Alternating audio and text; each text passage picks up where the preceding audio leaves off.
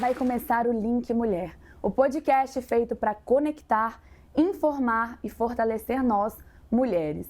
E no episódio de hoje vamos mergulhar na história de um dos maiores artistas de todos os tempos, Michael Jackson. Muito além do brilho, do talento extraordinário desse artista que todo mundo conhece e da genialidade musical, existia uma criança marcada por dor, privação, cobranças extremas e traumas profundos.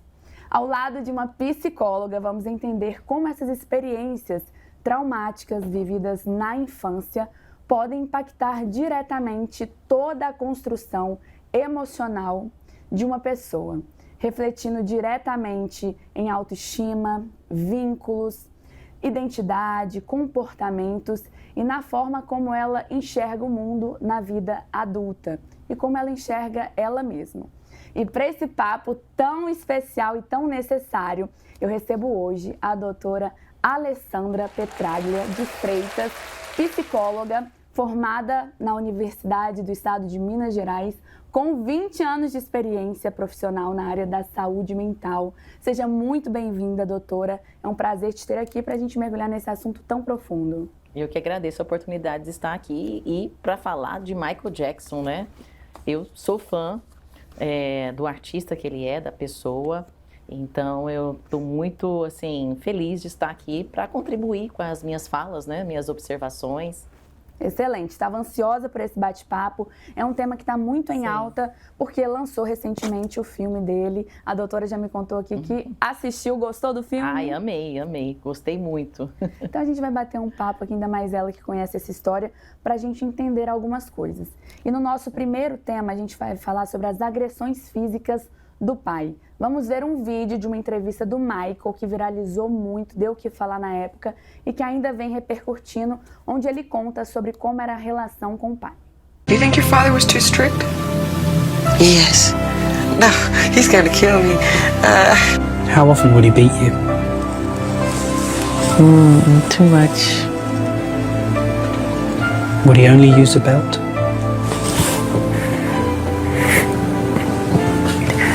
Why do you do this to me? Remember hearing my mother scream, "Joe, you're gonna kill him, you're gonna kill him, stop it, you're gonna kill him," you know, and I was so fast, you know, he couldn't catch me half the time, but when he would catch me, oh my God. Bom, nesse vídeo, nessa entrevista, o Michael relata os abusos físicos. Ele conta: eu ficava doente só de vê-lo. E que Joe, seu pai, o batia muito quando ele errava passos ou notas musicais, e descreveu que às vezes vomitava ou passava mal de nervoso só de ouvir o pai chegando. Então, doutora, para a gente começar, o que acontece emocionalmente com uma criança que cresce associando amor ao medo? Bom, primeiramente a pessoa, né, a criança, ela associa a pessoa que deveria ser a pessoa ali de um puro amor, né, os pais, com o medo. Então, há uma confusão emocional, há uma confusão nas emoções dessa criança. Poxa, meus pais que deveriam estar ali, né, com afeto, com amor, mas ao mesmo tempo associa essa imagem dos pais, né, do pai, principalmente aqui falando do Michael Jackson, com o medo, com a rejeição. Então, fica confuso ali essa parte emocional para a criança, né? Que era uma figura que deveria até protegê-lo, né? E de repente ele vê que essa figura é mais agressiva. Dá segurança. Então, esse é o papel, né, dos pais. Quais marcas esse tipo de criação pode deixar na vida adulta da pessoa? Várias marcas, várias. Primeiramente, a autoestima fragilizada, né? Essa questão de querer agradar muitos outros, né? A busca da aceitação, o perfeccionismo exagerado, né? A autoimagem distorcida, né? Então, essa desvalorização de si mesmo, essa busca também exagerada pelo que é lúdico, pelo que é fantasioso. Então, tem várias questões, né, que podem surgir na vida adulta. Qual a diferença psicológica entre disciplina e abuso? Porque a gente vê, principalmente no caso do pai do Michael, que ele usava essa força física, as agressões, a punição, como forma de disciplinar ele a ser um bom cantor, a ser um bom profissional. E onde que está essa diferença entre o abuso que se tornou da disciplina, né? A maneira do pai só disciplinar o filho. Sim, disciplina é bom.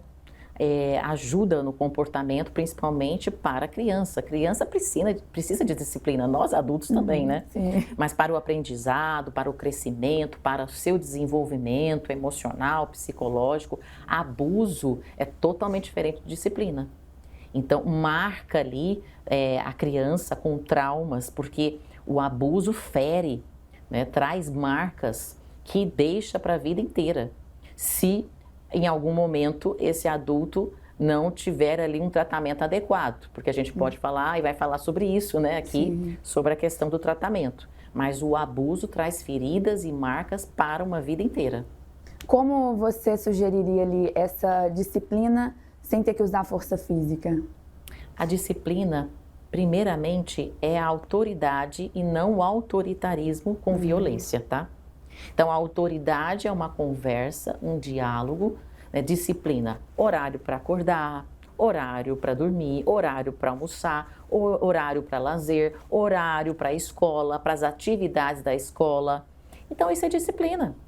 Agora, abuso, né, que se tornou ali a violência física e moral, que a gente vai falar sobre isso, né, aqui também, mas ela ficou muito além. Ele não teve infância, o Michael Jackson. Ele perdeu sua infância. Então, isso se tornou um abuso psicológico, emocional, físico. Todos enfim, os abusos todos possíveis, os abusos né? possíveis. Que é muito triste. Agora, doutor, o medo constante afeta a autoestima infantil? Com certeza. Medo constante afeta a vida da criança e depois enquanto adulto. Que vai refletir lá na frente, né? Sim. Crianças sob pressão extrema tendem ao perfeccionismo? Com certeza. Com certeza. Primeiramente, a infância é a base da construção emocional do adulto, né? Então, ali é importante dizer o seguinte, né? O Michael Jackson, vamos falar do Michael Jackson e qualquer outra pessoa que tem essa questão de ter o excesso, né? De ter o abuso, né? Ele vai ter essa tendência de eu preciso ser perfeito, né? Preciso alcançar isso, a perfeição, porque senão não vou ser amado. Simples assim. Então, a gente pode ver na história do Michael que isso é um fato. Um caso clássico ali. Sim, e como com teve certeza. muito holoforte, muita exposição, a gente Sim. pode ver perfeitamente tudo que foi acontecendo, né, ao longo da trajetória dele. E isso, desses abusos psicológicos, abusos físicos, essa cobrança extrema, né, do lado profissional desde criança, Sim. pode gerar dificuldade em criar vínculos saudáveis na vida adulta? Com certeza, com certeza. Primeiramente porque fica, né? Eu preciso ser perfeito, eu preciso agradar as pessoas para ser amado. Eu não posso errar. Eu não posso ser eu. Cria-se até um tipo de uma persona, um personagem Sim. mesmo. Então ela deixa de viver muitas experiências por conta desse exagero, né? Eu preciso ser perfeito, e que é diferente o perfeccionismo da excelência, tá? O perfeccionismo é o quê? É um abuso, é um exagero.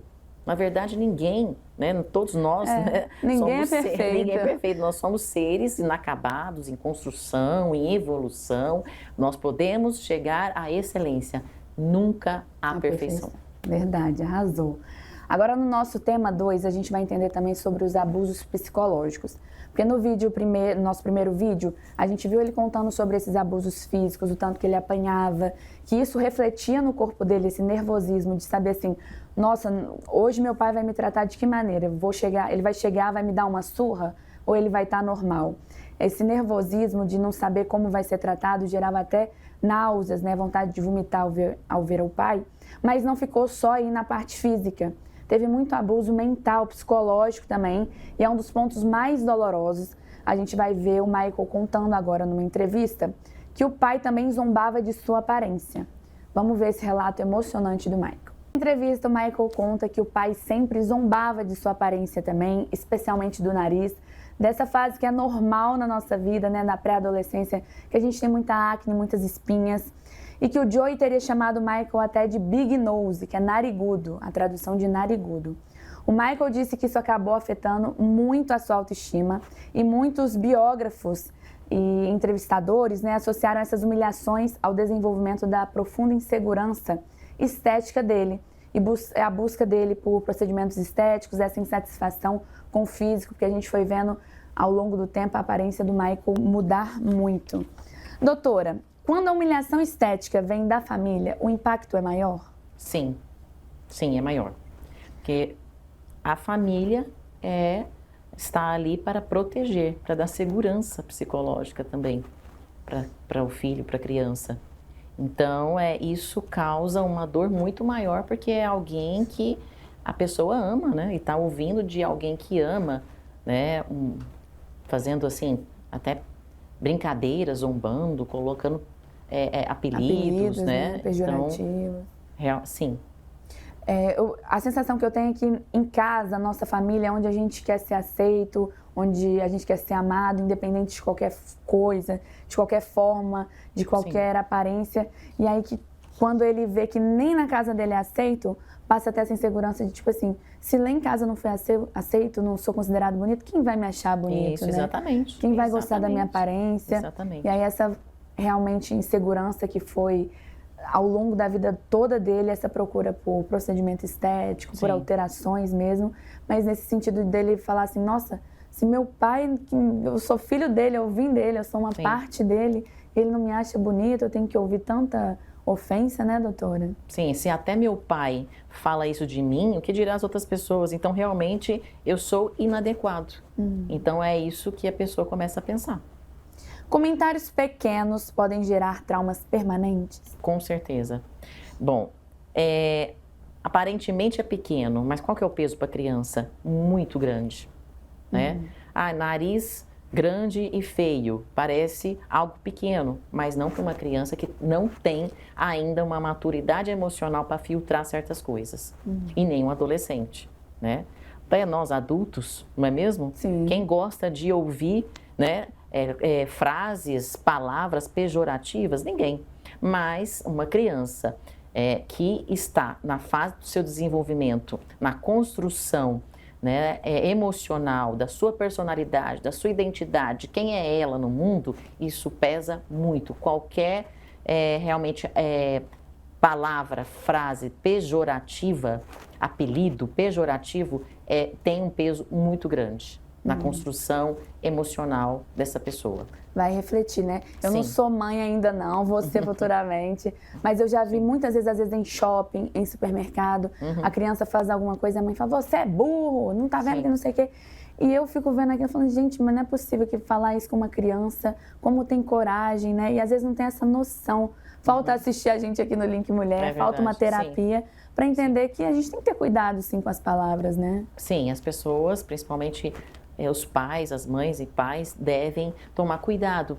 E, na verdade, isso é uma falta de até informação, educação, a gente não sabe. Geralmente, os sistemas familiares, eles se repetem.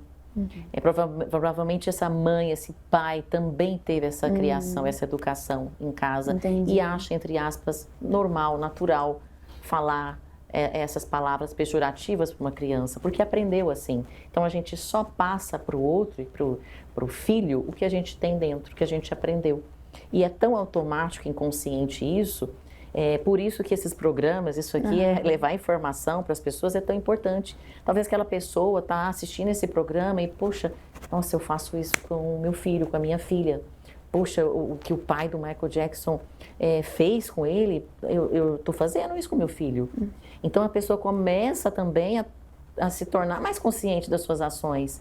E da maioria, as pessoas, as nossas ações todas, eu também, nós, todos, né, fazemos muitas coisas inconsciente, né? A gente tem que se tornar consciente das nossas ações, das nossas palavras, dos nossos atos, né, dos nossos sentimentos. Então, esses programas são muito importantes. Verdade. Né?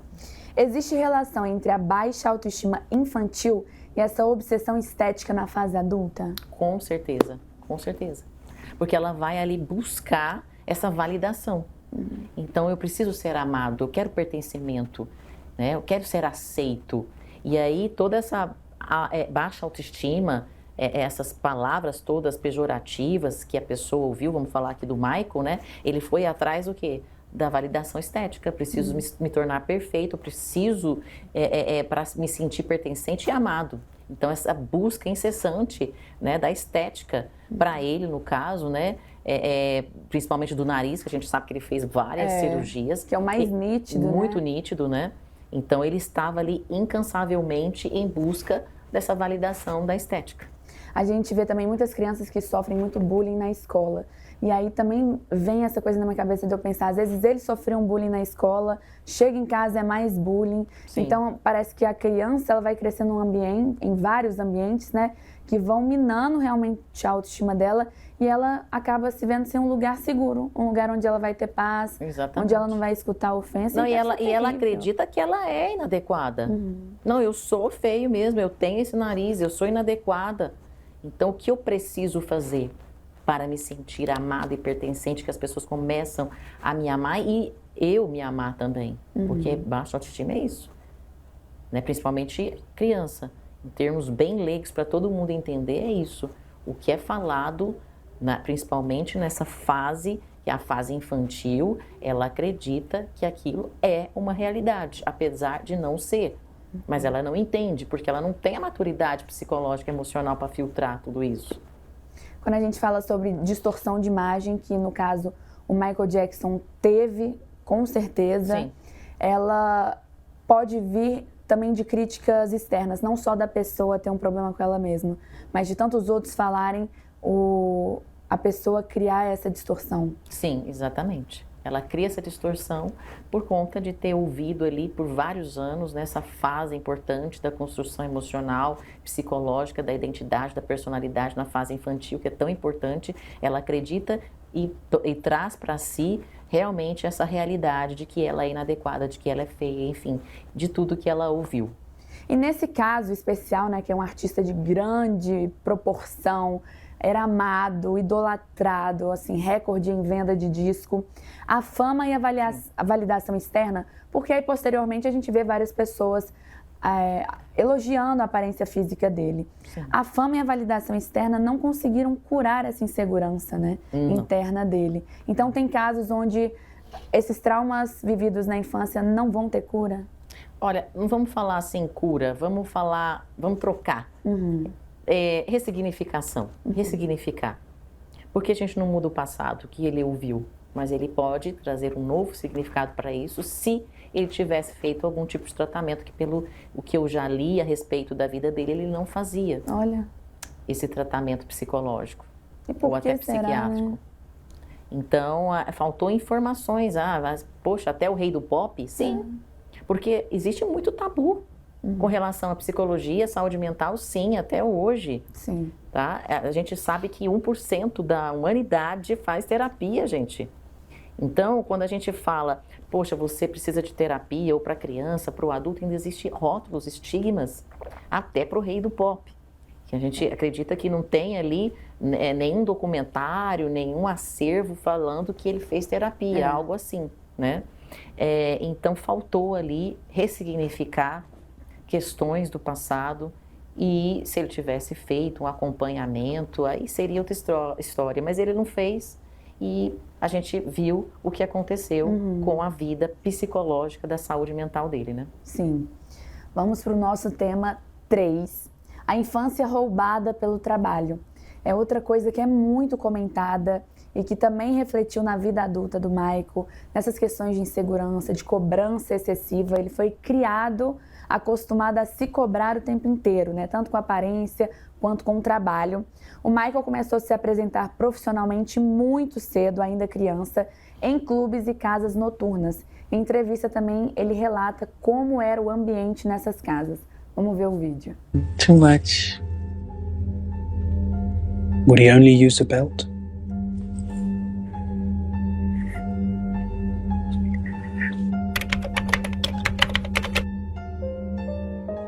Do you remember any time in your whole life when you weren't performing? Well, not really, no. We've always performed, Yeah. even when we were small kids. Yeah. Yeah, we weren't wealthy, but we weren't poor. My father always prepared for the family, as well as my mother. Always wonderful. And that's very important. They made sure we got the right things for ourselves. Strong parents, I think, are very important, especially in our situation. Well, on stage for me was home. I was most comfortable, and still most comfortable, on stage. But once I got off stage, I was like very sad. Really? Mais um relato muito forte. Enquanto outras crianças da idade do Michael brincavam, iam para a escola, o Michael trabalhava.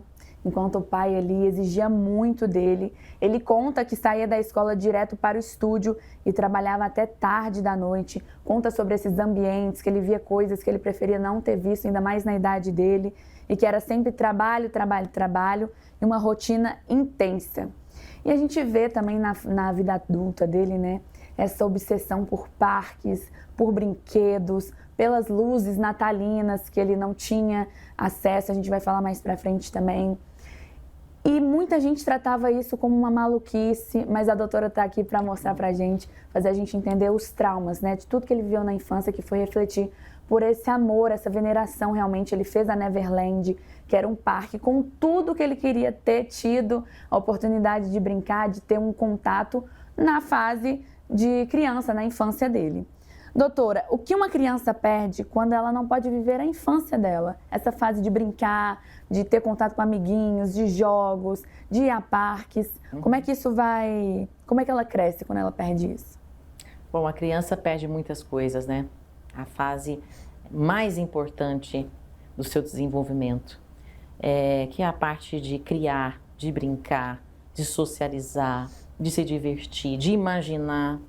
Então, ele perdeu tudo isso, ele perdeu.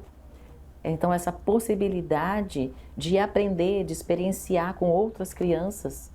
Então, o lúdico é tão importante, né? O que é o lúdico? É o brincar, é o divertir, é o imaginar, e isso repercute sim para a vida adulta, porque o adulto ele vai buscar, até de uma forma excessiva, tudo que é lúdico.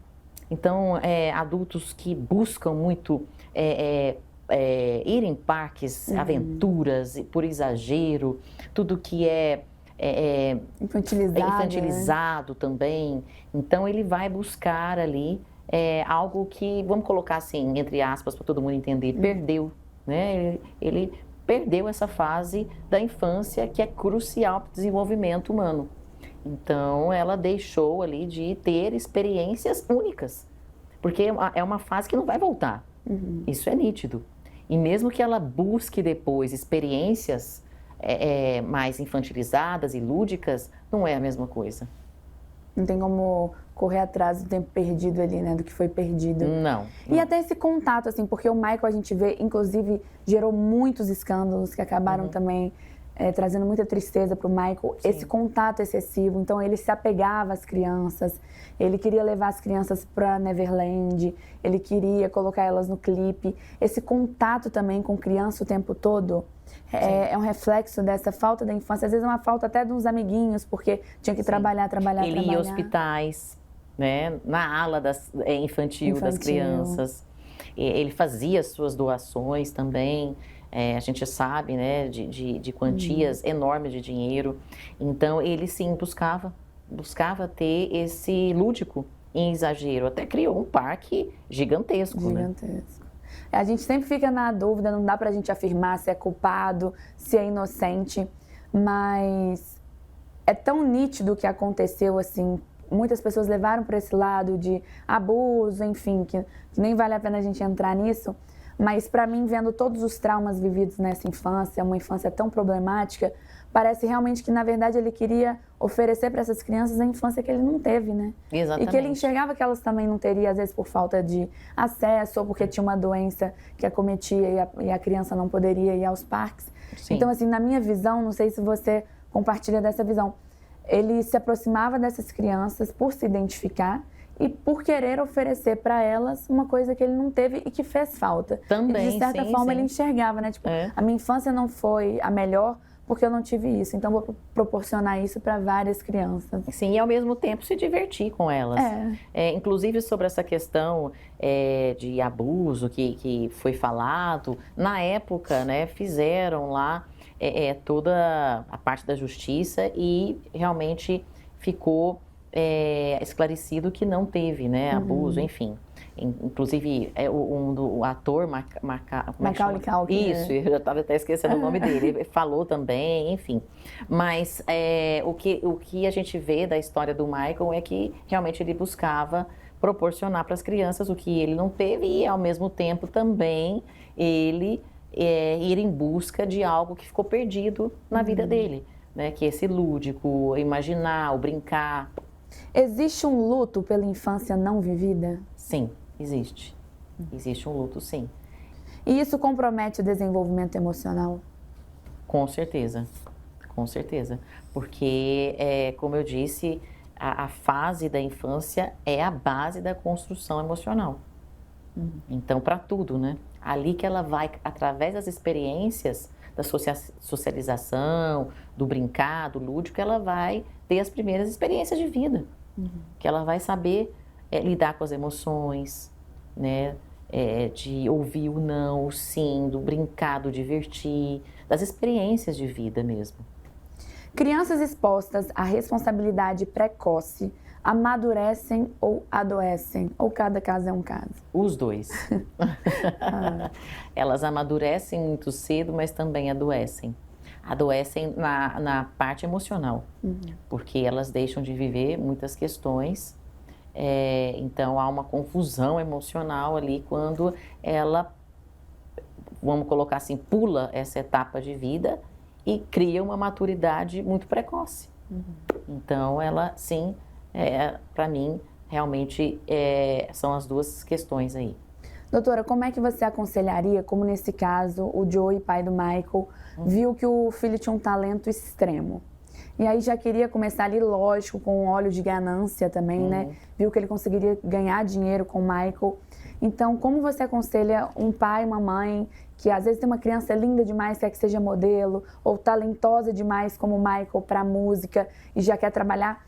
Como você aconselha ela de levar esse talento à frente sem acabar explorando demais da filha? Bom senso, equilíbrio. Disciplina com harmonia, com equilíbrio. Simples assim. Simples Criança assim. tem que brincar, tem que socializar, tem que se divertir, tem que experienciar vivências da vida, saber cair, levantar, né? Passar por frustrações, porque a criança, ela precisa, né, de lidar com as frustrações, com as derrotas. E isso no brincar, no dia a dia, ela vai aprendendo. Então, tem que ter disciplina com responsabilidade, com afeto, com segurança psicológica. Arrasou. A busca por diversão tardia, ela pode ser realmente uma compensação emocional? E depois, na idade do Michael, com 40 anos, se ele encontrar essa diversão, tudo que ele perdeu na infância, ainda dá tempo de mudar essa parte, esse abalo psicológico? Não, porque essa pessoa buscar depois na vida adulta o que é lúdico, enfim, formas de se divertir de forma até excessiva, mas não vai recuperar o que deixou de ter na vida na infância, tá? O mais adequado seria um tratamento psicológico, mas não teve isso. Então, por isso, todo esse desequilíbrio emocional do Michael. Mas isso não compensa. Algo que deixou de fazer na infância, isso não é compensado. Foi essa a pergunta, né? Isso. E é muito triste a gente ver isso, né? Ainda mais de um astro, porque às vezes se ele tivesse tido um acompanhamento psicológico, tudo seria diferente, né? Sim. Tudo, até a busca pelos analgésicos, pelas medicações, poderia ter mudado tudo e a gente ter o nosso rei, nosso astro até hoje aí com a gente, né? Sim, exatamente. A gente vai entrar agora no nosso próximo tema, que é o Natal e as luzes na janela. Nessa entrevista também o Michael relata sobre a falta disso e como era doloroso para ele ver as luzes no Natal. Só que essa parte vem principalmente do contexto religioso da família Jackson. Porque a mãe dele, Catherine Jackson, era testemunha de Jeová, uma religião que não celebra Natal nem aniversários. E o Michael comentou em diferentes ocasiões que observava outras crianças vivendo experiências que ele não podia ter. E há relatos recorrentes de que ele via casas decoradas no Natal e ficava fascinado pelas luzes e pelo clima familiar. Então não era só o colorido, não, mas também aquela família reunida à mesa. Ainda mais ele que sofria tanto, né, os abusos do pai, ele sentia falta só do encontro familiar, das pessoas juntas celebrando aquele momento, porque aquilo não existia na casa dele. Vamos ver mais um trecho de uma entrevista onde ele conta sobre isso. Tinha sido criado como testemunha de Jeová, não comemorava o Natal. Sua primeira festa natalina aconteceu em Neverland, proporcionada por Elizabeth Taylor. At the same time, it's exciting. I felt guilty. O cantor diz que foi emocionante, mas que também sentiu um pouco de culpa. E em seguida, foi chorar no quarto. Chorou, mesmo com tantos presentes. Repetidos, é verdade, mas muito úteis para o tipo de brincadeira de que Michael gostava. Doutor, então vamos para a nossa primeira pergunta sobre esse tema. Como uma criança processa a sensação de exclusão? Bom, primeiramente ela se sente isolada de um mundo que está acontecendo lá fora. Nós vamos colocar a questão aí do Michael com relação às outras crianças brincando, não é isso? Natal, luzes. Opa, eu sou diferente dos outros, porque os outros podem, né, e eu não. Então, lá existe essa questão do isolamento, de se sentir isolado e não pertencente a esse grupo, né, de crianças que brincam, se sente inadequado. Eu penso assim, se fosse só esse caso, né, às vezes dele só não participar de uma data comemorativa, e aí a família ter o cuidado de explicar, olha, é por causa da nossa religião, mas quando junta ao fato dele também se sentir excluído dentro de casa, dele se sentir excluído do resto das crianças que enquanto estavam brincando, ele estava trabalhando, ensaiando, indo para... Quando a gente vê a somatória de tudo, a gente entende por que essa exclusão, tudo contribuía para ele se sentir excluído, sentir que ele não era suficiente, que tinha algo errado com ele, né? Exatamente, inadequado, que ele não era pertencente, né, a esse mundo que ele via lá fora. Então, todos esses contextos, exatamente isso, trazia essa autoimagem distorcida de si mesmo. A privação de memórias afetivas deixa marcas? Sim, sim. Porque nós precisamos de rituais. Então, as comemorações são importantes. Traz memória, principalmente para a criança. Perceba a sua própria vida, as nossas vidas, né? A gente tem muita lembrança dos rituais. Por exemplo, do Natal. É um ritual que cria uma memória afetiva e para a criança é extremamente importante. Exatamente. E isso pode gerar uma sensação de vazio emocional quando a criança não tem realmente essas memórias da família reunida, de ver o amor ali na família, né? Porque eu sinto também que quando ele olhava pela janela e via uma família fazendo a ceia, e que ele via o pai brigando com ele, aí a mãe num clima ruim com o pai, os outros filhos também, os irmãos dele insatisfeitos com a criação. Ele devia falar, gente, minha família é toda errada, eu tô vendo ali, eu queria estar ali. E se culpar também, falar, por que eu não tenho isso? Por que aquela família tá ceiando e eu não? Então gera essa sensação de vazio emocional? Gera sim, gera. Adultos podem tentar reviver essas experiências familiares? Podem tentar e, principalmente, na maioria dos casos, estudos indicam que essas pessoas, enquanto adultos, buscam ter isso. Pode ver o caso do Michael. Ele, a todo momento, na vida dele, ele celebrava, tinha rituais, né? Então, ele gostava muito, né, disso. E é válido também, é importante falar agora um assunto, que estudos indicam que pessoas que sofreram muitas agressões físicas ou psicológicas tem também uma porcentagem dessas crianças, enquanto adultos, elas se tornam agressivas. E não foi isso que aconteceu com o Michael. Olha. Pelo contrário, ele era extremamente dócil, e isso todos os documentários, tudo que tem sobre a vida do Michael é que ele era extremamente gentil. Inclusive tem uma pergunta que é feita para ele quando ele estava num programa, ele era criança, o que você quer ser enquanto adulto? Gentil. Olha, que bonitinho. Então ele responde arrepiada. dessa forma. E realmente ele foi um adulto muito gentil. Verdade. Até o tom dele era muito meigo, né? Muito acolhedor, muito doce.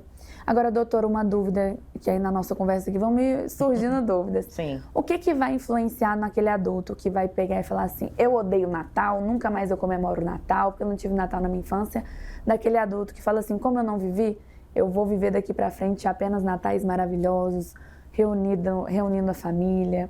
com ceias gigantescas. O que vai diferenciar o adulto que vai traumatizar e pegar ódio de um adulto que vai amar e querer sempre o melhor? Perfeita a sua pergunta, porque cada um de nós é único. Cada um de nós tem uma forma de enxergar a vida. Então, por exemplo, o Michael e os irmãos, cada um deles tem uma personalidade, uma identidade, é um ser único. E ali pode ser que, ao contrário de Michael, alguns irmãos, não sei, pode ter tido uma rejeição do que é comemoração, né, de família. A gente não sabe. Então, cada pessoa percebe, reage, experiencia de uma forma única. E cada um de nós vai ter uma reação única também a essas situações. Excelente. E aí a gente ainda faz esse alerta que a terapia é extremamente necessária, né, doutora? Sim. É fundamental. Sim. É a ferramenta de maior índice que a gente fala, né, de ajuda, de autoconhecimento, de promoção de saúde mental. É a terapia com um bom profissional, né? Com um profissional adequado, com técnicas e ferramentas e principalmente que quer ajudar e trabalhar com o ser humano, né? Ali nas suas dificuldades. Então, tem que ser um ser humano querendo enxergar outro ser humano, porque às vezes ali um profissional está cheio de técnicas, eu já dizia Jung, que eu adoro Jung, cheio de ferramentas, mas não tem um coração aberto para entender e ouvir o outro. Então, um bom profissional tem que casar amor com conhecimento. Excelente. Agora a gente vai falar sobre Neverland e a tentativa de recriar a infância. Porque a gente vê o Rancho Neverland, que ficou muito conhecido, que sempre era alvo de documentário, aparecia nas entrevistas do Michael também. Ela acabou virando uma materialização desse vazio emocional do Michael. Lá ele encheu de brinquedos, de zoológico, tinha cinema, parques de diversões, videogames e estava sempre cheio de crianças. O Michael frequentava lá muito. Vamos ver também ele mostrando esse ambiente para a gente entender por que ele gostava tanto do rancho. We're off to the field.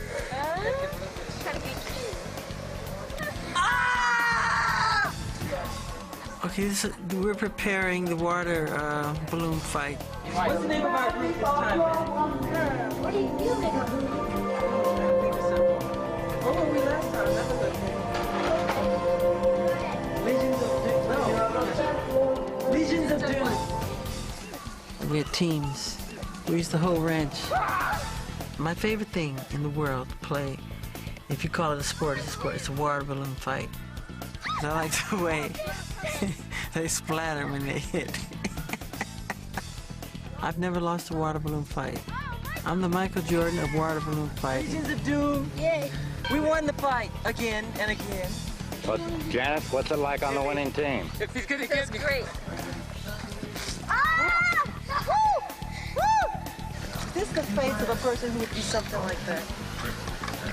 I'm of the innocent. Right? I mean, I went through this entire water balloon fight. Victory! Victory! Completely dry. But knowing Macaulay Culkin, he made sure, he schemed on me. He told me to go up on the diving board.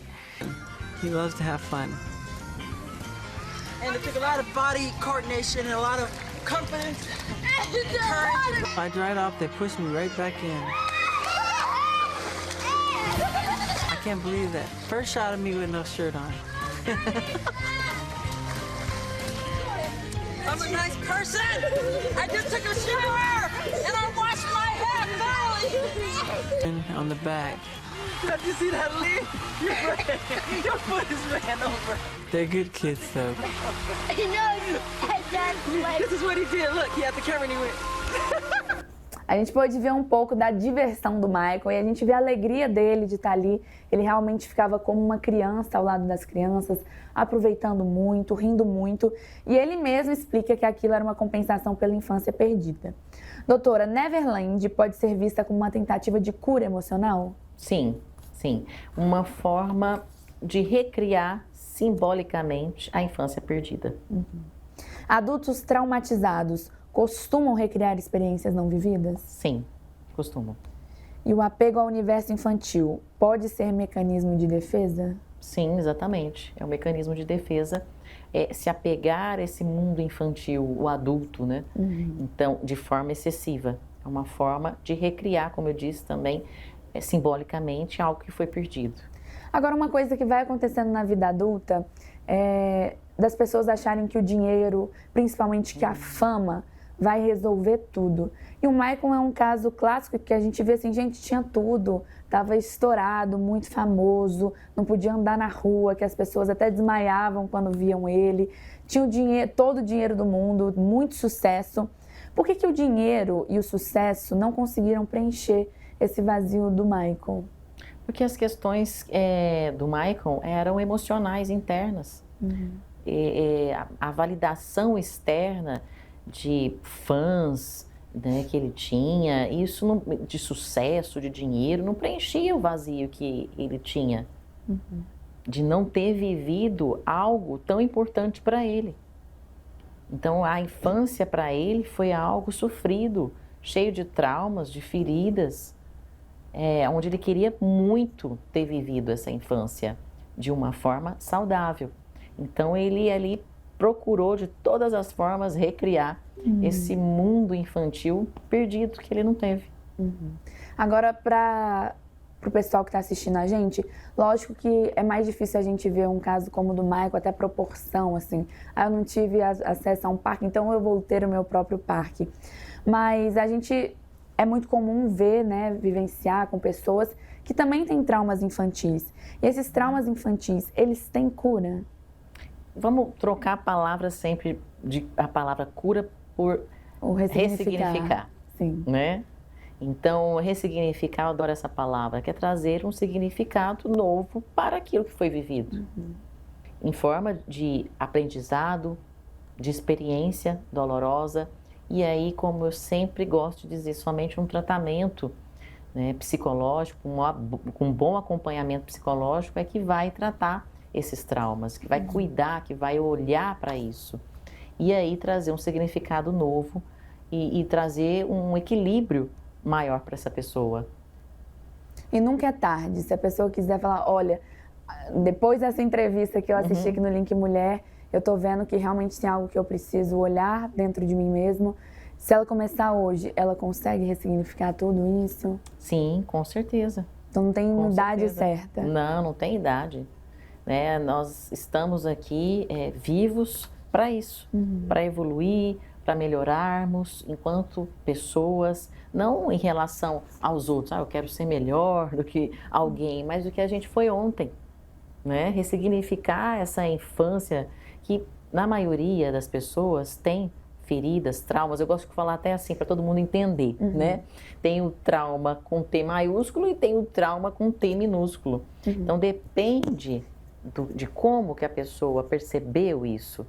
Se para ele, às vezes para você, uma questão é pequena, né, que foi pequena, mas para outra pessoa não, porque o trauma, o fato em si, a situação é tão individual de cada um, porque tem pessoas com maior resiliência, que é a capacidade de lidar com as situações e traumas da vida, né, que tem maior resiliência, e tem pessoas que têm menos resiliência.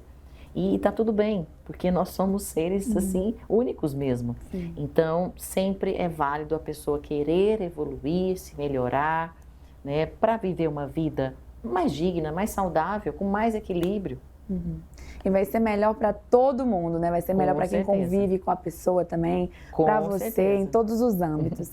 Agora a gente está indo para o finalzinho, vamos conversar também sobre o impacto psicológico. Alguns especialistas e biógrafos frequentemente associam a voz suave, infantilizada na vida adulta, que a gente percebe realmente um jeito diferente, né, doutora, dele falar, essa fixação por fantasia, o isolamento, as inseguranças físicas, o apego à infância, esse fascínio por parques e brinquedos, a esse trauma infantil e a hiperexposição precoce, que também foi algo que aconteceu, né? Desde a infância, pensa, a pessoa tá com problema achando que as espinhas estão tornando ele feio, mas ele tinha que botar o rosto lá para todo mundo ver, fazer um show. É um momento que às vezes um pré-adolescente vai se trancar no quarto e não vai querer ir na aula, mas o Michael tinha que ir lá fazer um show para milhares de pessoas e expor aquela fragilidade dele. E mesmo pessoas críticas ao Michael costumam reconhecer que ele sofreu uma infância extremamente incomum. Doutora, a infantilização emocional pode surgir como uma defesa psíquica? Sim, uma defesa psíquica. E sobre esse isolamento, ele funciona como uma autoproteção? Qual é o sentido, de onde vem essa vontade de se isolar do mundo?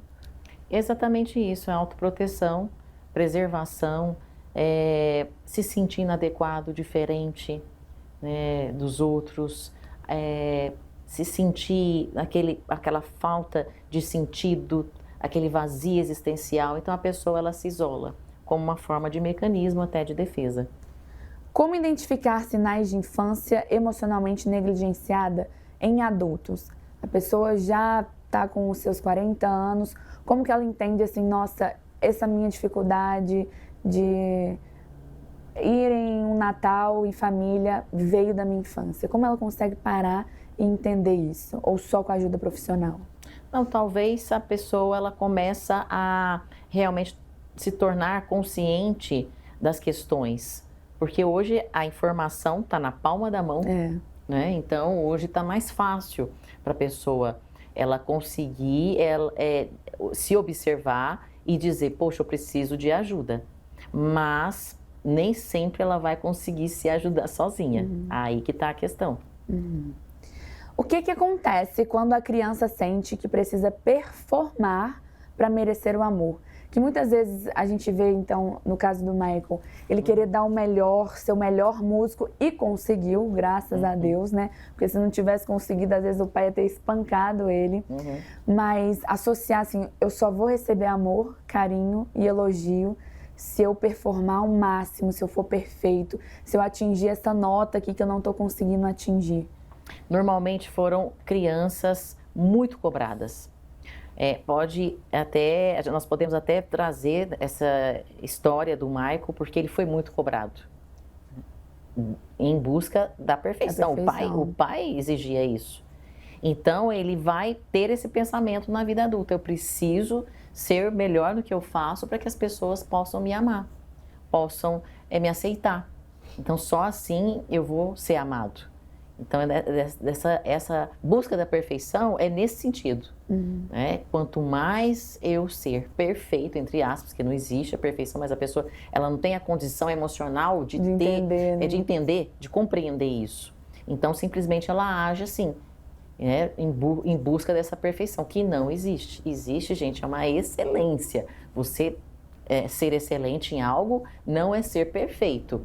Mas não era isso que a gente via na história de Michael e de muitas pessoas que passam por isso, de crianças que são realmente cobradas a todo instante, nunca pode errar. Qual pessoa que nunca pode errar? Nós somos seres que erramos a todo momento, que faz sempre parte. Vamos errar. Sim, para sempre, principalmente a criança.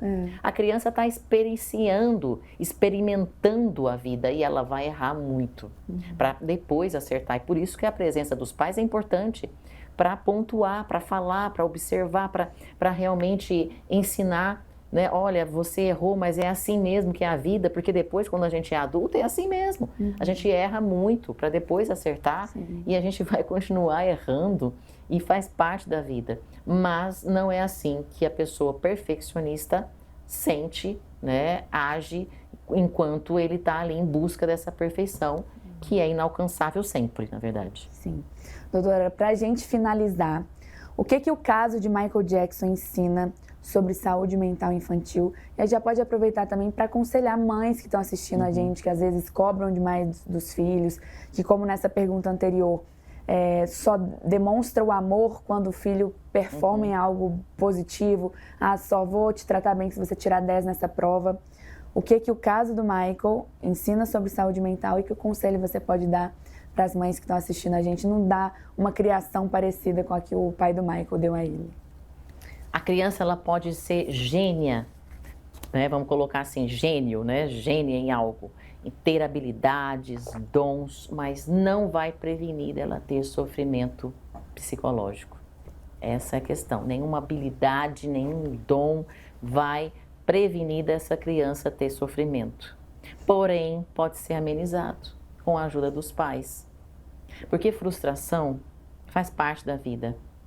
Mas dores, feridas e traumas, elas podem ser minimizadas com a consciência, com a educação até emocional dos pais, de se tornarem conscientes do que estão falando, fazendo pelos seus filhos.